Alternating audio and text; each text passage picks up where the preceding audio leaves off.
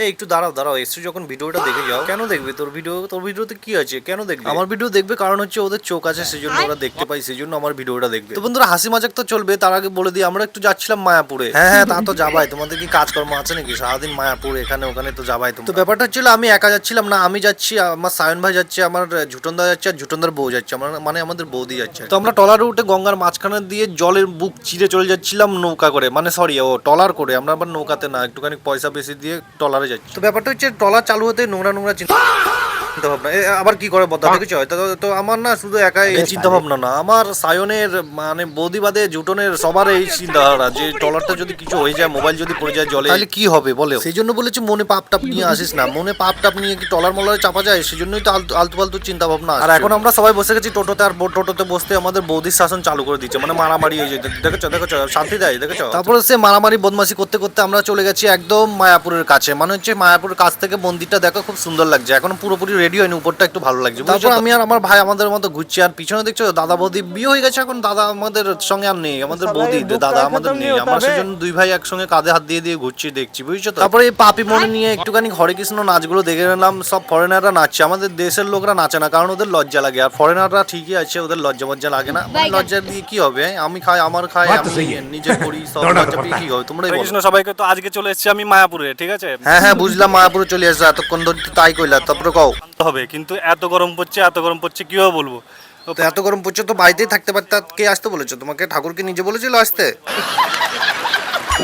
গরম লাগছে। আর ওদিকে হচ্ছে মায়াপুর, দেখো মেন মন্দির, দেখো মন্দিরটা। আমার মতে মন্দিরের উপর দিয়ে যদি লাইট দিয়ে সাজাতো খুব ভালো হতো। হ্যাঁ সাজালে তো ভালোই লাগতো, তোমার দাদু টাকাটা দিয়ে যায় না এই জায়গায়? আর এদিকে সব ফুল গাছগুলো লাগানো আছে, ফুল গাছ দেখাবেন? হ্যাঁ হ্যাঁ ক্যামেরাম্যান স্যার, তো ফুলগুলো এই দেখান ফুল একটু গাছগুলো তাড়াতাড়ি। অ্যাকচুয়ালি শীতকালে খুব ভালোভাবে ফোটে, এখন তো ধরো গরমকাল, গরমকালে সব কিছু মানুষের অবস্থা খারাপ, ফুল গাছ তো শেষ ফুল গাছ তো শেষ হবে, তোমাদের মতো পাপিগুলা যে এই জায়গায় চলে এসেছে। হচ্ছে। এই যে আমার দাদা, দাদা মুখটা দেখাবেন একটু? দাদা দাদা একটু লজ্জা পায়, দেখো। কোনো লজ্জা মজ্জা পায় না, ও বৌদির ভয় পায়, সেজন্য বৌদির পাশে বসে রয়েছে গিয়ে। নতুন বডি পুরানো হয়নি আমাদের, নতুন তো হচ্ছে জুতো রাখার লাইন, এগুলো বুঝছো? মানুষের জুতা রাখার লাইনে দাঁড়ানো কি দরকার আমি তো বুঝি না, তো পায়ের মধ্যে পরে পরে ঘুরলেই হয়, আবার রাখার কি আছে? তো ব্যাপারটা হচ্ছে মন্দিরের ভিতরে ঢুকতে গেলে তোমাকে মোবাইল জুতা সবকিছু রেখে যেতে হবে বাইরে, এটা যারা যারা মায়াপুর এসছো তারা তারা অবশ্যই জানো না। তো এত লাইন দেখে ওদেরকে জিজ্ঞেস করলাম তোমরা কি মানে রাধাকৃষ্ণ দেখতে যাওয়ার ইচ্ছুক? বলছে কি না না আমরা দেখতে যাওয়ার ইচ্ছুক না। তো আমি তো 2-3 বার গেছিলাম ছোটবেলায়, তো আমি সেই জন্য আর ভিতরে ঢুকলাম না, কিন্তু ওরা ঢুকলো না কেন? ওরা তো একবারও যায়নি, ওরা পাপি মানুষ, সেই জন্য ঢুকলো। এটা হচ্ছে থিয়েটার মায়াপুরের, এখানে থিয়েটারের নাম শুনে ভাবলাম কি একবার যাবো, কিন্তু মহাভারত যদি দেখে আবার বাইরে মহাভারত যুদ্ধ লাগিয়ে দিই, সেজন্য আর আমি ভিতরে গেলাম না, বুঝেছো তো। कंट्रोल। আমরা কিন্তু মায়াপুরে চলে এসেছি, মায়াপুরে। আর হ্যাঁ হ্যাঁ বুঝলাম, তুমি মায়াপুরে চলে এসছো, তারপরে? দাদা বৌদি, আর এখানে হচ্ছে সায়ন, আর পিছনে হচ্ছে পিছনে মন্দির।